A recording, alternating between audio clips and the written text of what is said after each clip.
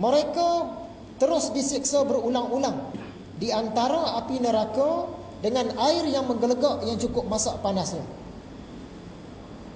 Surah Qamar 48. Semasa mereka diseret di dalam neraka, atas muka mereka. Ni maksud dia diseret tu dia terlangkup ke bawah. Kita tertiarap. Masa tu malaikat tu seret. Serta dikatakan kepada mereka, rasalah kamu bakaran api neraka. Ni malaikat dia seret muka kita tu, dia cengkam ubun-ubun, tarik, dia kata, rasa api neraka ni. Surah Tur ayat 13. Pada hari mereka ditolak ke alam neraka Jahannam dengan penolakan yang sekasar-kasarnya. Daripada padang mahsyar tadi tu, daripada alam akhirat, dia cengkam ubun-ubun, dia ikat badan, dia seret.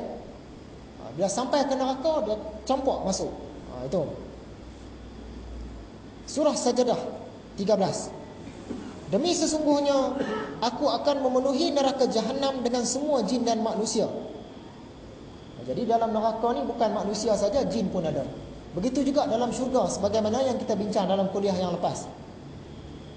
Dalam syurga ni jin pun masuk syurga juga. Jadi tak bolehlah kita kata sebaik-baik jin ialah sejahat-jahat manusia. Dia tak kena kalimah tu. Sebab apa? Jin pun ada yang soleh. Jin pun ada yang soleh dan boleh masuk ke dalam syurga. Surah Syuara ayat 94 hingga 96. Lalu mereka dihumbankan ke dalam neraka dengan tertiarap, jatuh bangun berulang-ulang, mereka dan orang-orang yang sesat bersama, termasuk juga bala tentera iblis semuanya. Mereka berkata sambil bertengkar sesama sendiri dalam neraka. Dah kena siksa dalam neraka tu pun masih hidup bertengkar lagi. Surah Furqan ayat 11. Maksudnya, bahkan mereka juga mendustakan hari kiamat. Hari kiamat ni tak ada. Mana ada hari kiamat?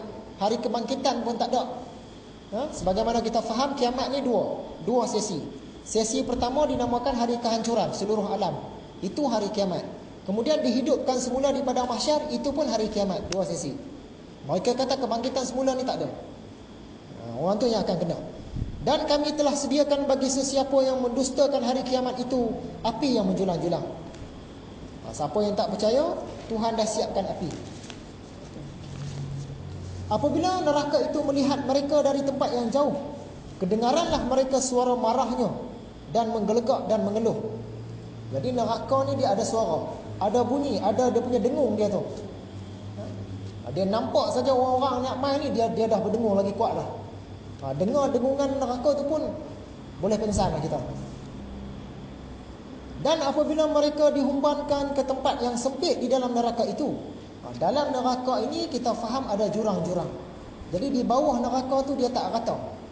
Dia bukan macam pada mahsyar straight kan.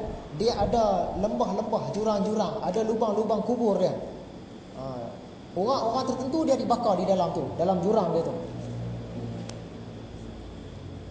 Setengah orang kata neraka whale. Neraka whale tu yang jurang tu lah. Kata setengah pendapat. Masuk dalam jurang dengan keadaan mereka dibelenggu, diikat. Diikat tadi masuk dalam jurang tu.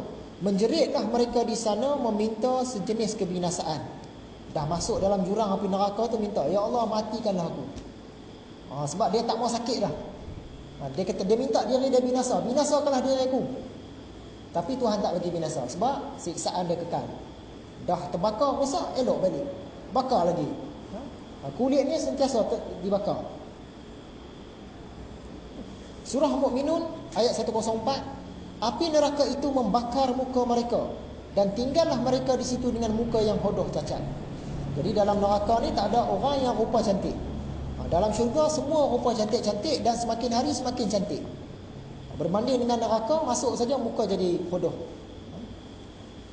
Surah Toha ayat 34. Sebenarnya sesiapa yang datang kepada Tuhannya pada hari akhirat sedang ia bersalah, maka sesungguhnya adalah baginya neraka Jahannam yang ia tidak mati di dalamnya dan tidak pula hidup. Ini maksud ayat Quran ni. Masuk dalam api neraka tu dah disiksa, tak akan mati. Dia akan rasa sakit tu sampai bila-bila dan tak pula dihidupkan semula. Maksud dia ayat ini dia menolak apa? Reincarnation. inkarnasi, kehidupan semula yang dipercayai oleh agama Hindu, agama Tao, agama apa tadi? Confucius, yang percaya hidup semula ni ditolak oleh Al-Quran. Surah Maryam ayat 45. Wahai ayahku, sesungguhnya aku bimbang bahawa ayah akan kena azab dari Allah Ar-Rahman. Ni Nabi Ibrahim. Bapak dia Azar tu tukang buat berhala. Dia nasihat bapak dia. Disebabkan ayah menyembah yang lainnya, maka dengan sebab itu akan menjadilah ayah rakan bagi syaitan di dalam neraka. Dalam neraka ni penyembah berhala, syaitan-syaitan pun masuk dalam tu. Siapa masuk neraka dia satu geng lah dengan syaitan-syaitan.